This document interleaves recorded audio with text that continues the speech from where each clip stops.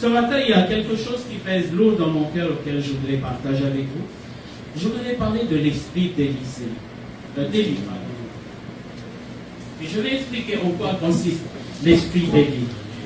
Et quand on regarde la parole de Dieu, la Bible parle beaucoup de cela dans le Nouveau Testament. Alors que Élie est un personnage ou un prophète qui se trouve dans l'Ancien Testament. Et ce qui est intéressant, c'est que la Bible parle concernant la fin des temps, dans la fin des temps dans lequel nous sommes, Dieu a promis qu'il enverra l'esprit d'Élie. On peut se poser la question, mais pourquoi il enverra l'esprit d'Élie? Et il y a beaucoup de trésors, je dirais. Il y a beaucoup à manger lorsque on va puiser dans la parole de Dieu. On va regarder dans la parole de Dieu ce que Dieu est en train de dire par rapport à l'esprit d'Élie. Et je suis convaincu, je crois sincèrement que dans le temps dans lequel nous sommes aujourd'hui, on a plus besoin d'esprit d'Élie.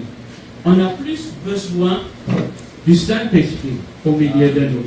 Alors si tu as ta Bible, je t'invite à tourner avec moi dans le premier texte de ce matin, dans Malachie ou Malachie, chapitre 4, le verset 5, en parlant de l'esprit d'Élie.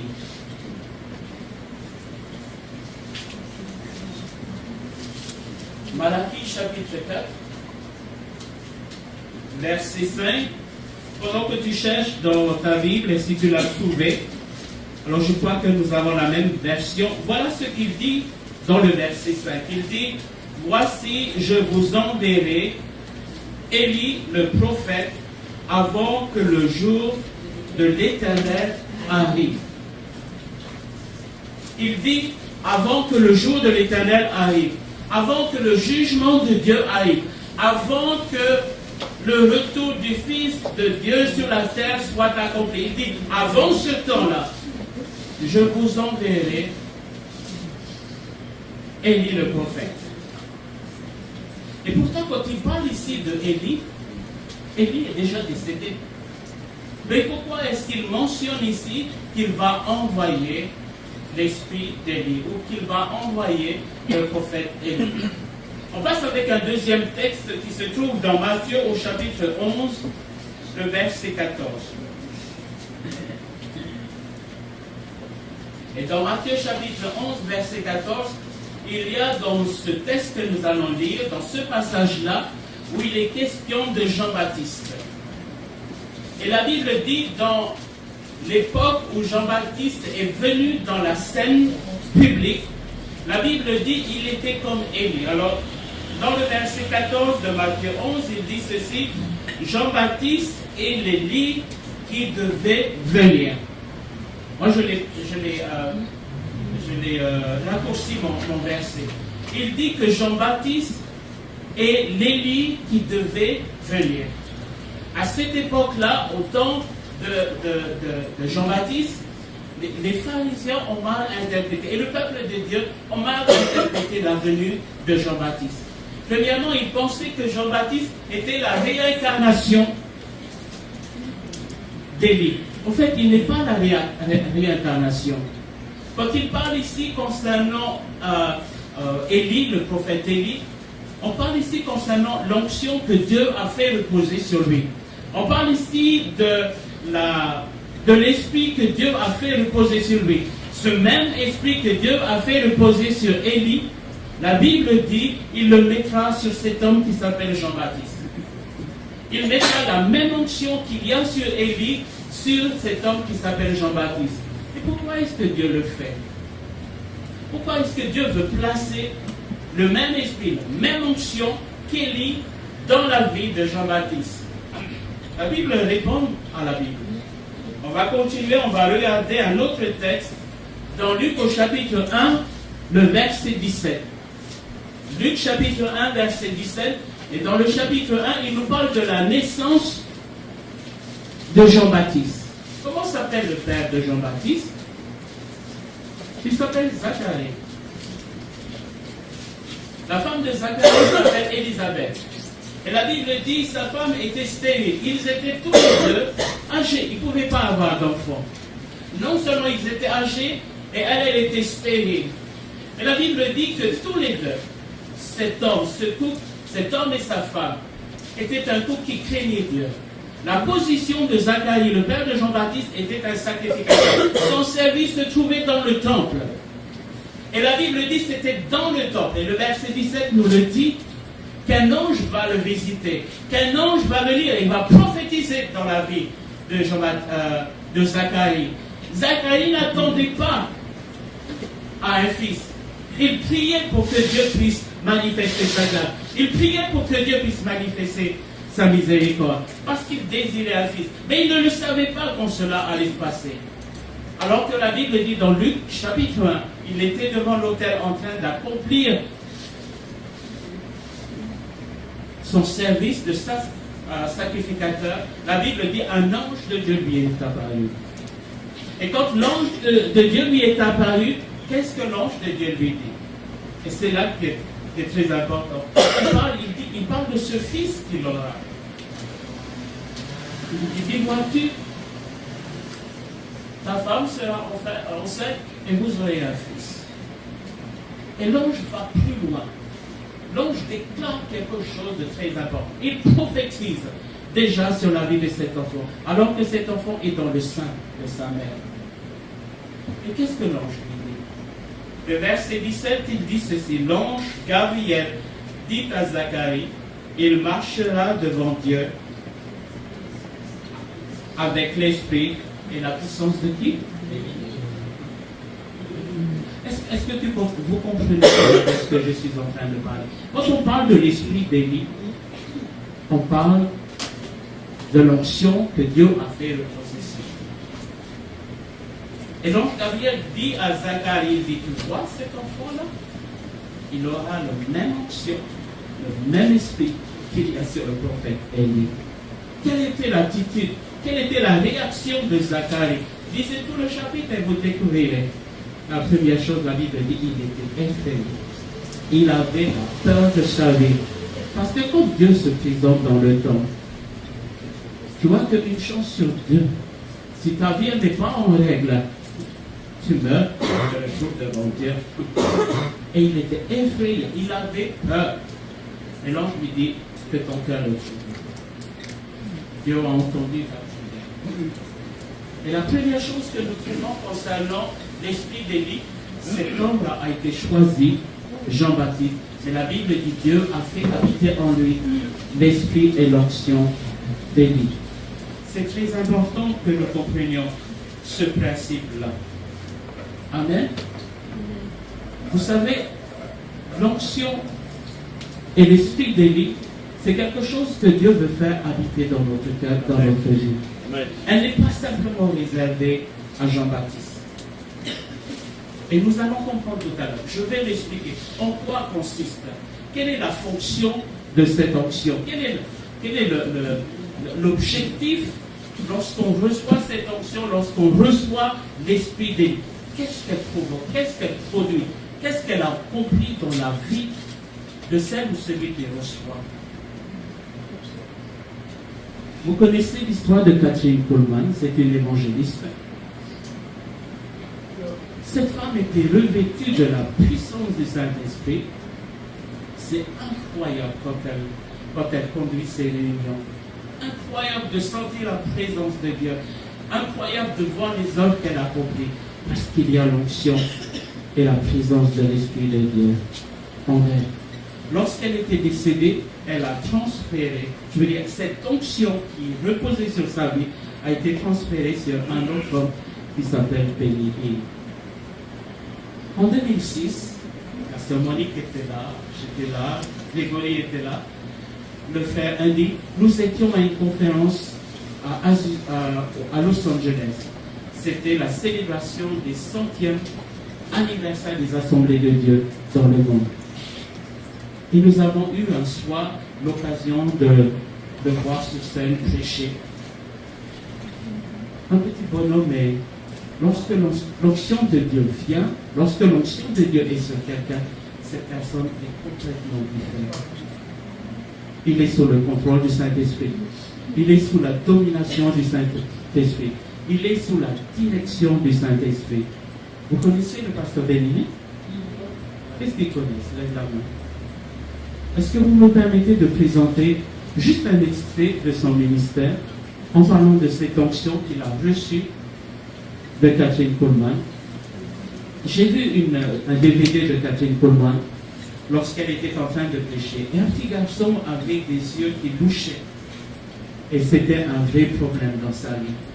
Et sa mère lui répétait à chaque fois, elle a dit, dès que cette femme posera ta main sur toi, tu vas retrouver ta vie. Et ça, c'est comme une machine. Et le petit garçon, à chaque fois, il entendait la voix de sa grand-mère. Dès qu'elle posera sa main sur toi, tu seras guéri. Et ce soir-là, sa grand-mère a décidé de l'amener dans la réunion de Catherine Coleman. Et tous ceux qui étaient malades et paralysés, ils étaient au balcon. Et Mme Coleman était sur l'estrade en bas. Et elle prêchait. Et à un moment donné, elle levait la main. Elle pointait le doigt sur ce petit garçon. Et il disait que le Seigneur était guéri. Et il demandait à ce que ce petit garçon descende. Il ne voulait pas. Alors elle a envoyé 2 personnes là-bas, aller chercher le petit garçon dans son fauteuil roulant. Et il est descendu.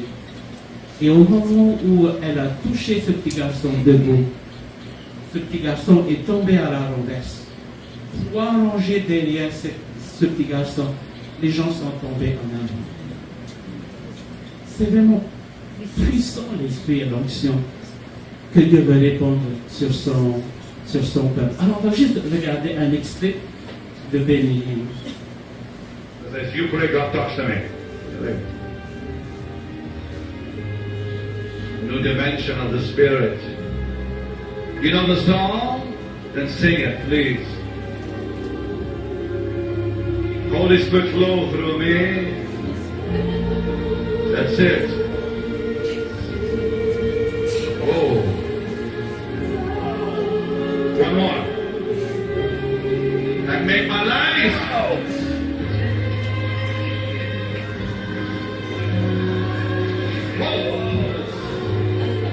Oh. Pick up this bell in the sun. Keep praying, people. Please keep praying. Can I hear your voices, please? Pick up the key and sing it again.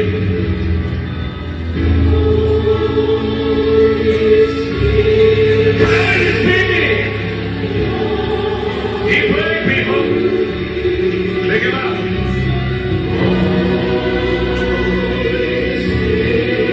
Bring it in.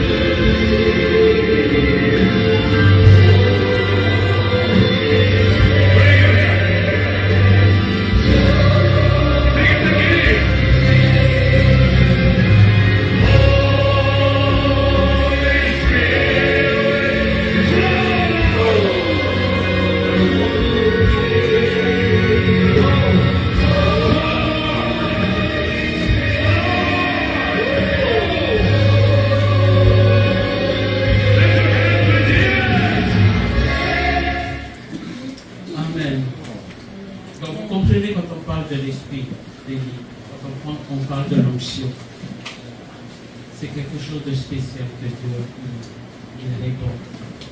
En tous les cas, je crois que les onctions se promènent selon la volonté de Dieu. Que les onctions se déplacent et que Dieu place sur plusieurs personnes. Béni n'est un cas.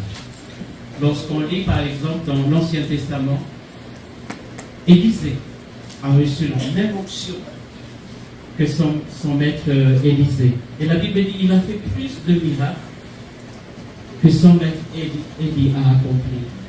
Voyez-vous, quand on parle de l'esprit d'Élie, quand on parle de l'onction qui est sur lui, quand on parle de l'esprit qui est sur lui, c'est le même principe spirituel qui demeure encore aujourd'hui, dans la fin des temps. Dans un premier temps, qu'est-ce que cette onction ou l'esprit d'Élie va accomplir? Alors on va continuer notre message dans Malachie chapitre 3, le verset 1er. Je vais demander à un volontaire de lire pour moi. Chapitre 3, le premier verset. Voici que j'enverrai mon messager, il ouvrira un chemin devant moi. Et soudain, on pleura dans son temple le Seigneur que vous cherchez et le messager de l'alliance que vous désirez.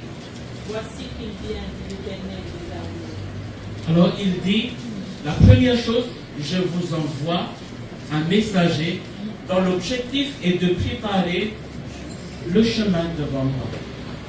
Nous l'avons lu tout à l'heure dans Malachie chapitre 4, verset 5.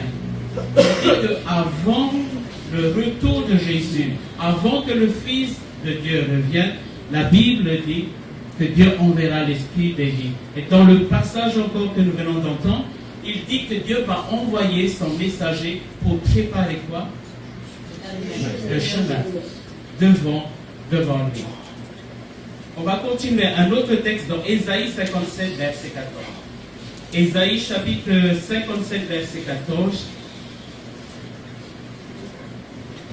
Alors si dans le premier texte que nous venons de voir par la sœur, il a lu que la première chose concernant cette onction, que cet esprit était de préparer le chemin devant le Seigneur, le deuxième texte dans Ésaïe 57, verset 14, s'aligne toujours avec Malachie. Il dit dans le verset 14, il dit, on dira, veillez, préparez le chemin. Et il dit, enlève tout obstacle du chemin de mon peuple. Il dit, frayez un chemin. Et enlevez tout obstacle sur le chemin de mon peuple. Voyez-vous, chers amis, la première chose que l'onction fait, c'est de pouvoir ôter tous les obstacles qui empêchent Dieu de le toucher, qui empêchent Dieu de toucher son Église, qui empêchent Dieu de toucher son peuple. Il y a tellement d'obstacles et que ces obstacles-là doivent bouger. Ça peut être des obstacles de quoi? D'orgueil. Ça peut être des obstacles de quoi? De mauvaise motivation.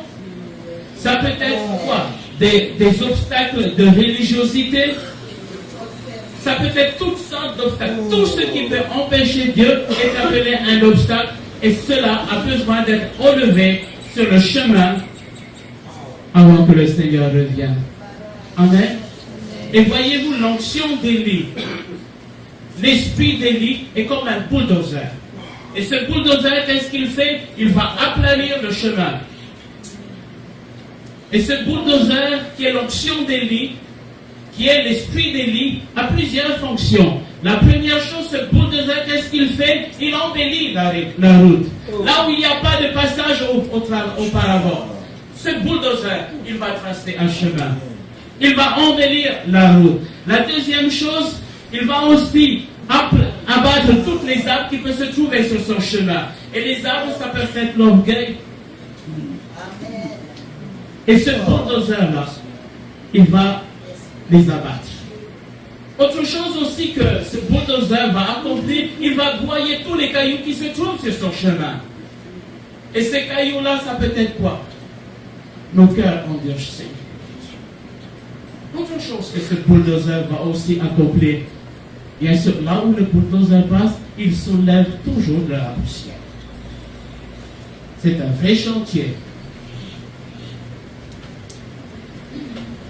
Et voyez-vous, il y a beaucoup d'obstacles qui sont sur le point de voler en éclats sur la vie de beaucoup. À cause de quoi? À cause de cette onction. À cause de cet esprit qui vient. Parce que c'est ce que cet esprit fera. Il dit, frayez, préparez le chemin devant mon peuple. Je crois que le temps est arrivé pour l'Église de comprendre pourquoi c'est si important. Le peuple de Dieu a besoin de comprendre pourquoi c'est si important d'avoir l'Esprit d'Élie. L'onction, la même onction qui repose sur lui dans notre vie. Amen. Il dit que tout obstacle soit enlevé du chemin. Tout obstacle, même les obstacles des mentalités doivent changer.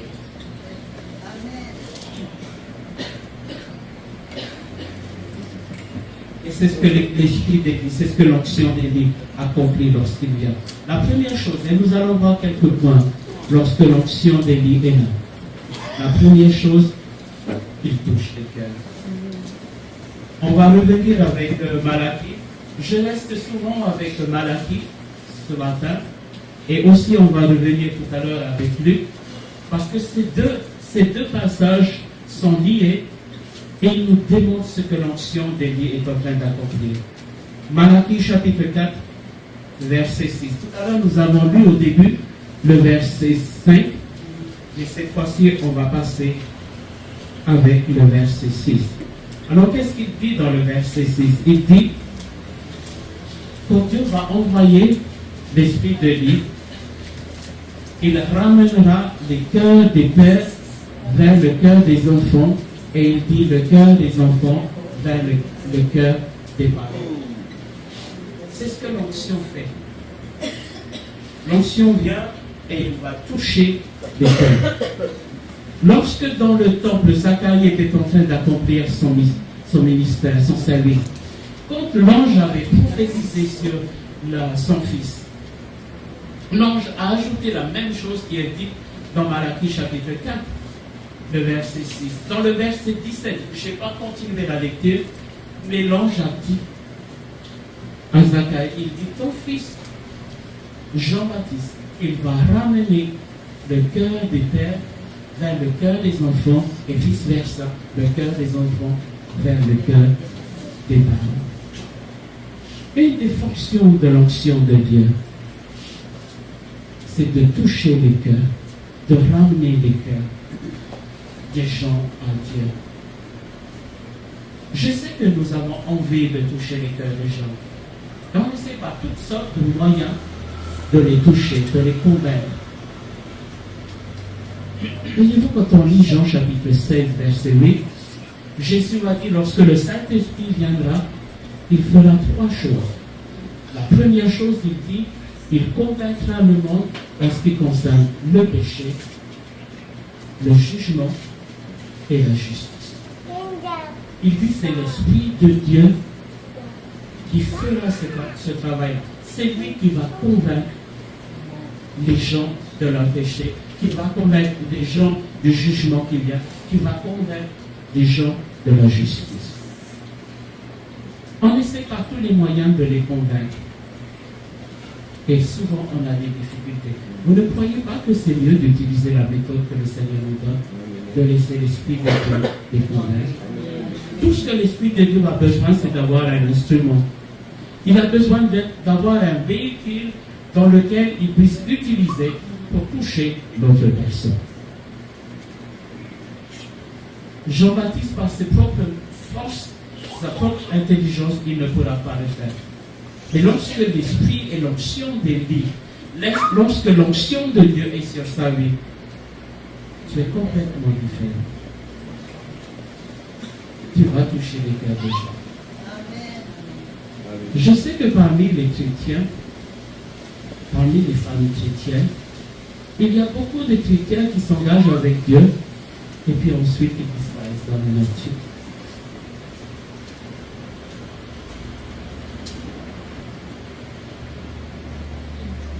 quelquefois nous utilisons des méthodes pour essayer de les convaincre, pour s'engager avec Dieu. Je vais même jusqu'à dire on met la pression religieuse sur eux. On leur impose des choses. Et après on découvre qu'ils sont donc, qui retournent dans le monde et qui sont à la dérive. Et ces jeunes-là ont besoin, ces enfants-là ont besoin d'être rattrapés. Ils ont besoin d'être récupérés. Et ce qui va les récupérer, c'est l'onction d'Élie. C'est l'Esprit de Dieu. Amen. Il dit que c'est lui qui ramènera le cœur des enfants à leur père et le cœur des pères à leurs enfants. Je crois qu'une des missions de l'Église réveillée aujourd'hui, c'est de pouvoir rattraper ces jeunes et ces enfants dans la famille chrétienne qui sont partis à la dérive. De plus en plus, leurs cœurs vont s'endurcir. De plus en plus, ils vont se rebeller. Mais qu'est-ce qui va les ramener à Dieu? La pression religieuse n'amène jamais un jeune près de Dieu. Par contre, le livre entre les mains de la personne. Mais l'esprit et l'onction des lieux, c'est ce qui va toucher les cœurs et il va les ramener à Dieu. Et c'est ce que nous allons voir dans le temps à venir. Là où l'onction des lieux, là où l'esprit de Dieu est présent. Qui ce matin peut être utilisé par Dieu? Qui ce matin veut se laisser visiter par l'esprit de Dieu, par l'onction de Dieu ce matin? Tu te trouves devant tellement de situations, tellement de défis, comment est-ce que tu vas faire? Et voyez-vous, Dieu nous montre un chemin, Dieu nous montre un moyen par lequel nous puissions être efficaces dans l'Église. On va continuer, je vais passer avec un deuxième point.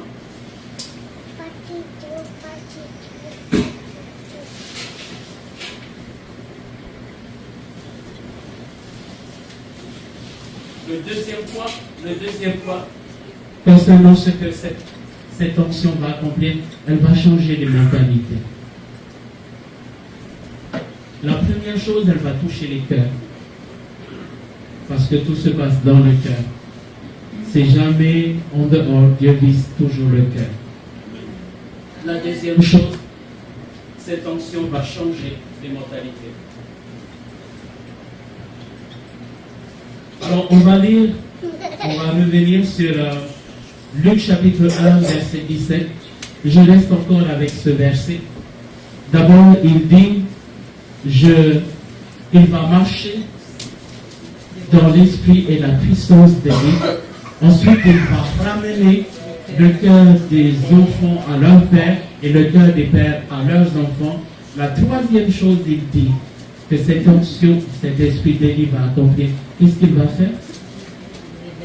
Il va ramener les rebelles à la sagesse des justes. Il y a tellement de forteresses dans les pensées des gens. La forteresse de la religiosité, la forteresse de l'incompréhension ou même l'interprétation de ce que la parole de Dieu enseigne.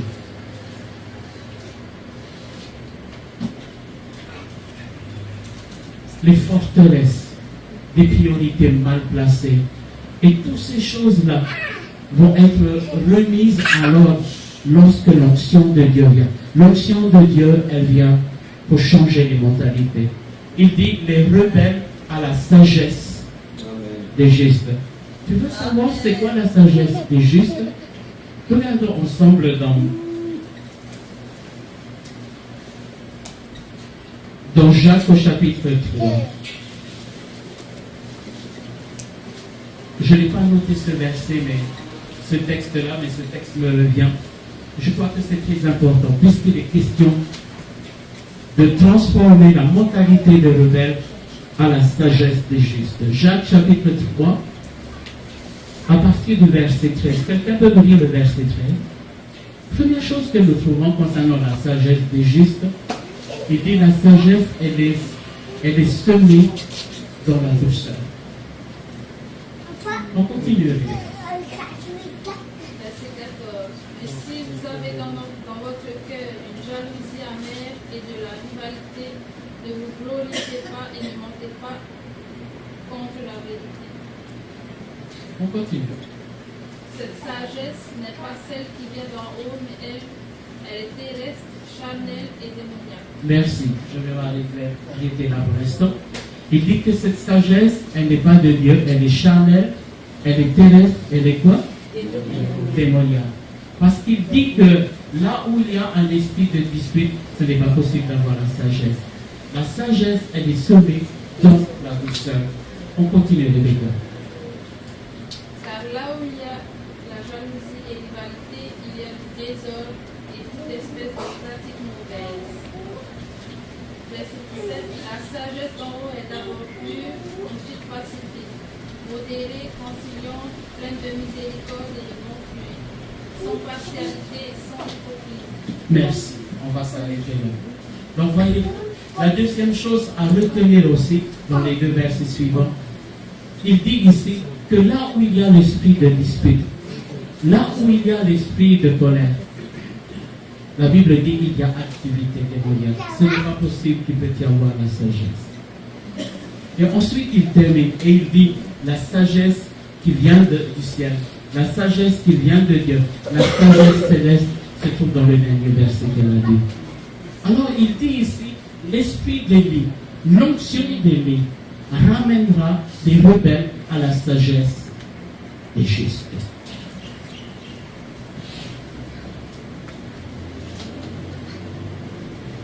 Et c'est ce que l'onction d'Élie fait. Transforme les mentalités, change les mentalités. On va continuer. Troisième point de ce que l'onction d'Élie accomplit. La troisième chose que l'onction d'Élie accomplit, elle amène à la repentance.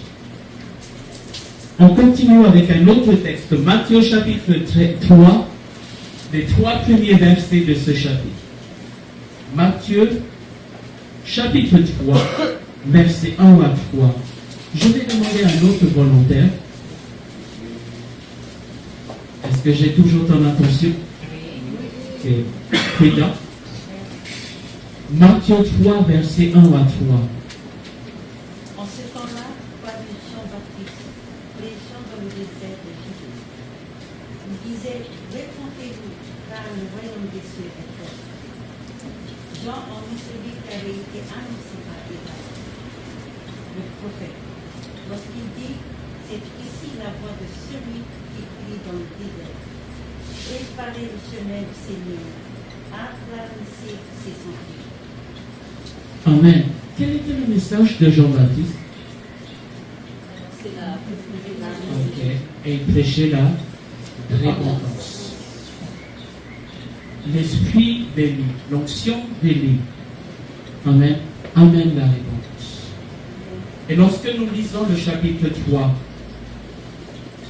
nous trouvons, la Bible dit que les gens venaient des environs, aux alentours, pour se faire baptiser. Et qu'est-ce qui peut attirer autant de monde à la rivière Jourdain? Un homme? Oui. Je ne pense pas que c'est cet homme-là. Je crois que c'est cette onction qui se dégageait.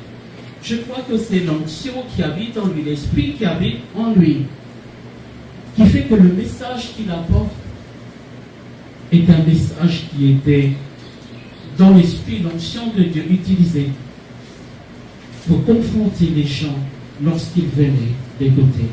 Et les gens étaient convaincus, ils étaient persuadés et ils se laissaient baptiser. Ils acceptaient de se repentir, ils acceptaient de se faire baptiser. L'onction d'Élie. Un réveil est toujours suivi ou est toujours précédé lorsqu'il y a une profonde repentance ou une repentance profonde. Là où il y a une repentance profonde, on peut être sûr qu'il y aura un réveil. Mercredi soir, nous avons regardé Actes chapitre 2 concernant l'effusion du Saint-Esprit. Nous avons vu des choses qui s'est passées dans l'église de Pentecôte. La première fois que l'Esprit a été répandu. Mais une des clés à cela, c'était qu'avant que l'Esprit de Dieu vienne, il a fallu avoir la repentance. Et lorsque la repentance a été faite, l'Esprit de Dieu est descendu et l'Esprit de Dieu a accompli des œuvres merveilleuses au milieu d'eux. Il y a un temps que Dieu donne à son Église. Et ce temps est un temps où l'Église doit réfléchir. L'Église doit se remettre en question. Tous les chrétiens doivent se remettre en question face à la repentance.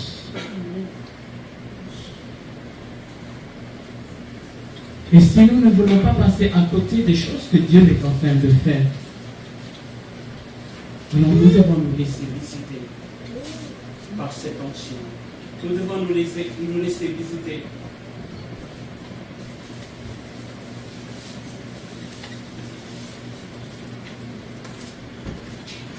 Par cet esprit béni. Il dit dans le verset 3 de Matthieu chapitre 3, il dit préparez le chemin du Seigneur, aplanez ses sentiers.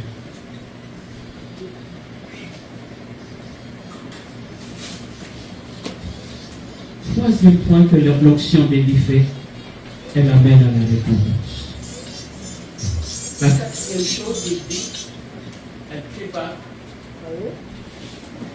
elle prépare le peuple de Dieu. C'est ce qu'il dit dans le verset 17. Voyez-vous, ces versets sont très importants. La dernière partie du verset 17 de Luc chapitre 1, il dit, afin de préparer au Seigneur un peuple bien disposé. Dans Ésaïe 57, verset 14, on l'a vu tout à l'heure, il dit, enlève tout obstacle du chemin de mon peuple. Nous sommes dans un temps où Dieu est en train de préparer, Dieu est en train de sélectionner son peuple au milieu de son peuple. Est-ce que tu entends bien ce que j'ai dit? Dieu est en train de préparer, sélectionner son peuple au milieu de son peuple. Certains peuvent me dire, tout le monde sont le peuple de Dieu. Il y a un temps qui arrive, et ce temps est là devant nous, que Dieu est en train de sélectionner son peuple au milieu de son peuple. Parce qu'il y aura des surprises. Et nous avons besoin vraiment de cet esprit d'équipe. Nous avons vraiment besoin de cette onction-là pour ne pas manquer ce que Dieu est en train d'accomplir au milieu de nous. Alors vous allez dire, d'accord, si Dieu sélectionne, si Dieu prépare son peuple, c'est sur quels critères est-ce que Dieu choisit pour faire son choix? Les critères sont aussi simples que cela. Ce sont les mêmes. Elles n'ont pas changé. Les critères de Dieu sont ceux qui vont se laisser toucher par cette onction. Ceux qui vont laisser cette onction toucher leur cœur. Ceux qui vont laisser cette onction-là changer leur mentalité. Ceux qui vont laisser cette onction-là enlever tous les obstacles qui les bloquent de Dieu. C'est ça le critère de Dieu. C'est ça, c'est sur ce choix, sur ces critères-là que Dieu va faire son choix. Et nous vivons dans un temps où, comme dans le temps de Jean-Baptiste, que même si Jean-Baptiste avait l'esprit d'Élie, mais ça n'a pas été facile pour lui. Et il y a quand même un avertissement. On va continuer, on va passer avec un autre verset. Dans Marc chapitre 9, verset 13. Marc chapitre 9, verset 13. Et c'est Jésus qui parle. Et en parlant, il défend la cause de cet homme qui s'appelle Jean-Baptiste. Et devant qui il défend? Devant les pharisiens. Voilà ce que Jésus dit. Il dit, mais je vous dis qu'Élie est venu et qu'ils l'ont traité comme ils l'ont voulu, selon ce qu'il est écrit de lui. Élie est venu, mais comment est-ce qu'il est venu? Au travers de Jean-Baptiste. Les pharisiens n'ont pas compris que Élie, qui est venu à leur époque, était Jean-Baptiste. Et la Bible dit qu'ils l'ont maltraité parce qu'ils n'ont pas compris. Et regardez comment il a été traité jusqu'à sa mort. De la même manière, aujourd'hui, nous allons faire face aux mêmes questions, aux mêmes combats, aux mêmes conflits concernant cette onction d'Élie. Il y aura ceux qui veulent entrer dans cette onction d'Élie, il y a d'autres qui ne voudront pas parce qu'ils n'ont pas compris. Et ce matin, dans mon cœur, ma prière, c'est que tu puisses comprendre cela et que tu puisses désirer l'onction d'Élie, l'esprit d'Élie ce matin.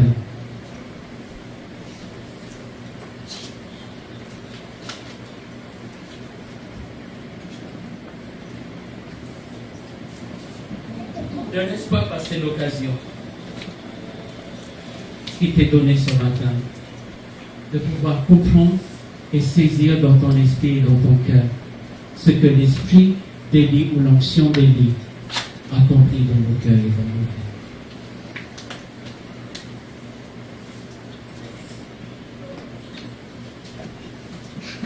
Je l'ai dit tout à l'heure qu'une des missions, et je le crois sincèrement, des églises réveillées aujourd'hui, c'est de pouvoir rattraper ceux qui sont à la dérive, qui sont en train de perdre.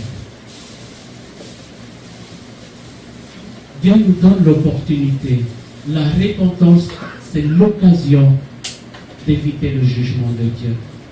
Mais le non-repentance, c'est ouvrir la porte au jugement de Dieu. Parce qu'on ne comprend pas qu'avec Dieu, l'histoire se répète. Vous allez me dire, pasteur, comment est-ce que Dieu va s'y prendre dans le futur? Regardez tout simplement comment Dieu s'y est pris dans le passé. Je vais terminer ce message avec ce texte-là. Ecclésiaste chapitre 1, verset 9 et 10. Ecclésiaste chapitre 1, verset 9 à 10. Ce qui a été, c'est ce qui sera. Et ce qui s'est fait, c'est ce qui se fera. Il n'y a rien de nouveau sous le soleil. S'il est une chose dont on dise, vois ceci, c'est nouveau. Cette chose existait déjà dans le siècle qui nous ont précédés. Et c'est très important que nous comprenions cela. Ce qui a été, c'est ce qui sera, dit Ecclésiaste. Il dit ce qui s'est fait, c'est ce qui se fera. Il dit il n'y a rien de nouveau sous le soleil. Il dit s'il est une chose dont on dise voici ceci, c'est nouveau, c'est une chose, cette chose existe déjà dans les siècles qui nous ont précédés. Une partie de ce chapitre du livre d'Ecclésiaste nous enseigne que Dieu a établi dans ce monde comme un rouleau, comme une roue. Et cette roue, elle tourne. Et les règles, elles sont les mêmes. Et il dit que si tu ne connais pas ce qui s'est passé dans le passé, tu vas le répéter. Il n'y a jamais rien de nouveau. Tout ce que Dieu fait aujourd'hui, il a déjà fait dans le passé. Et il nous répète la même chose. Je sais que la roue, elle tourne.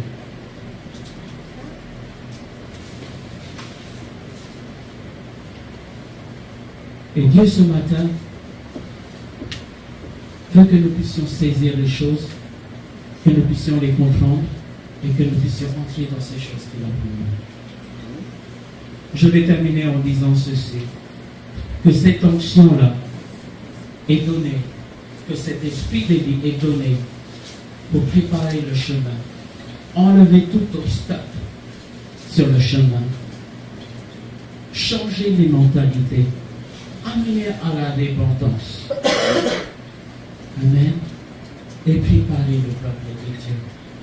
Dieu est en train de préparer son peuple Le premier verset de ce matin, il dit, je vous enverrai Élie pour préparer mon chemin avant le jour de l'éternité.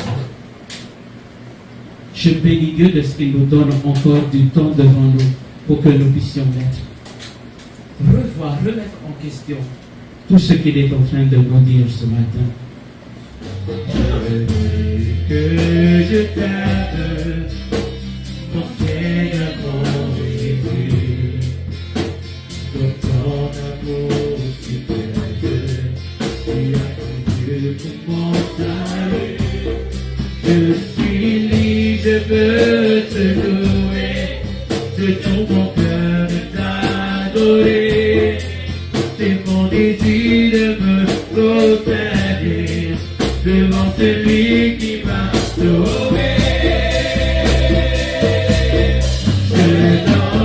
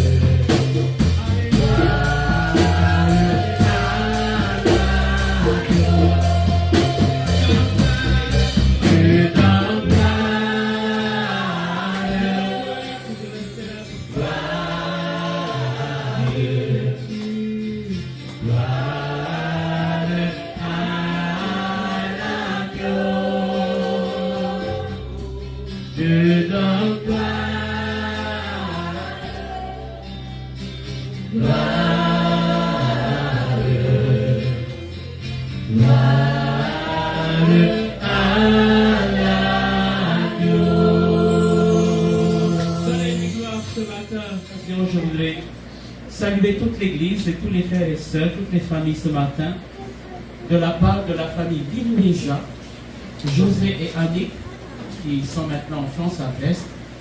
Je les ai eu au téléphone et ils m'ont demandé de saluer toute l'Église.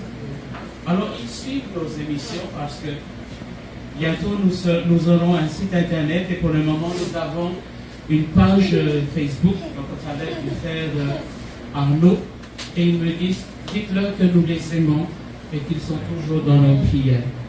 Et que nos cœurs, même si nous sommes physiquement en France, nos cœurs sont affectifs. Alors, je voudrais par la même occasion vous saluer de leur part.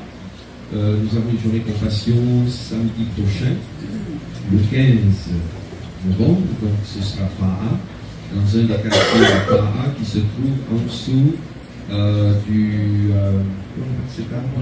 Flamboyant. Quand vous prenez la route qui descend vers ce quartier, donc c'est juste avant donc, le Flamboyant de Faha. Donc c'est cette compassion qui va permettre, au travers de toutes sortes de choses qu'on va faire à partir de 9h jusque vers 13h30, il me semble.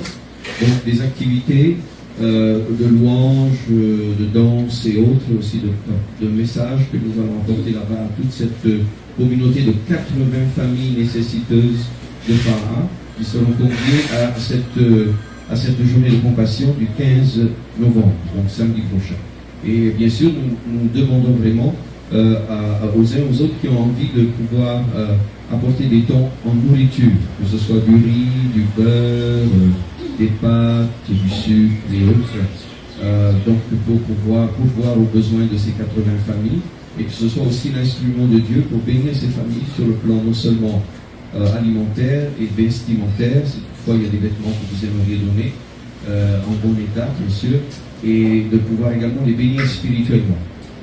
Donc s'il y a des volontaires parmi vous pour nous aider, surtout pour tout ce qui concerne les tables, pour la distribution, donc vers la fin de matinée des dons en nourriture et en vêtements, nous serions très très heureux de savoir qui serait prêt à nous aider. Vous pouvez nous voir nous-mêmes, Aline, moi-même, Linda, Arnaud, et voilà. Donc pour le moment, c'est Jean-Yann également et Théa qui sont encore à Montréal. Donc voilà, donc c'est pour ce samedi qui vient. Je pense que ça rentre dans le cadre de ce que Dieu veut faire pour bénir les familles, mais aussi leur apporter un message de salut, d'espérance, voilà, et donc de bénir ces familles. Merci encore, et puis n'hésitez pas à venir nous trouver si vous voulez soit donner, soit venir aider aussi en tant que volontaire. Merci encore, soyez bénis. Alors vous pouvez nous joindre, soit ceux qui connaissent Jean-Yann, appelez le numéro de Jean-Yann. Le mien c'est le 89 77 64 59, et puis celui d'Arnaud, ou bien faire Facebook. Allez, est-ce qu'il y en a qui ne sont pas sur Facebook? Levez votre main. Ceux qui ne sont pas sur Facebook. Alors il n'y a que Monique. Alors venez nous trouver, on vous communiquera le numéro. Ceux qui sont sur Facebook, allez voir. Et vous avez tous les renseignements sur Facebook. Sur la page Nouvelle Alliance en Jésus-Christ, ou Vision de la Rançon, vous allez trouver tous ces renseignements. Que Dieu vous bénisse. Allez là, au revoir. Merci Père, parce que tu fais vraiment une œuvre extraordinaire. Nous savons également que beaucoup attendent ton retour, mais nous attendons d'abord l'Esprit d'Élie. Alléluia. Et nous savons que tu veux envoyer cet Esprit d'Élie pour préparer le chemin du retour du Seigneur. Nous voulons, Père, prier afin que tu mettes sur tes enfants ce feu, ce zèle, cette passion et cet acharnement à vouloir préparer le chemin du Seigneur, à planir les sentiers de Dieu pour préparer un peuple bien disposé pour recevoir cette gloire qui vient sur les nations, pour moissonner des millions et des millions de personnes dans les peuples de la planète, pour voir vraiment cette moisson que tu as promise, parce que tu as dit, Jésus, faites de toutes les nations des disciples. Amen. Et Seigneur, nous nous attendons à ce que cette promesse s'accomplisse en grand nombre, Seigneur, mais c'est parce que tu n'es pas venu sauver que quelques personnes, tu es venu sauver un grand nombre d'hommes et de femmes, parce que ton salut s'étend à tous les peuples, de toute langue, de toute tribu, de toute nation. Quand ils se tiendront devant le trône, nous serons des milliards. Amen. Et merci Père, parce que nous voulons te rendre gloire pour cela. Merci parce que tu as déjà dispatché les anges pour nous permettre d'accomplir ces œuvres, de prendre des risques, ces œuvres que tu as préparées d'avance pour que nous les accomplissions.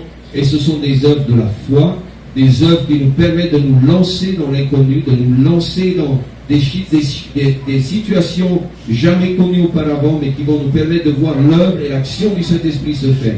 Merci Père pour les vaillants soldats, les vaillants héros que tu fais se lever dans cette génération. Merci Père parce que nous savons en qui nous avons cru. Amen. Et nous savons que tu peux nous permettre de résister à des milliers pour voir la gloire de Dieu s'établir dans cette nation et au-delà de cette nation, sur les nations. Merci Père pour la tsunami qui arrive.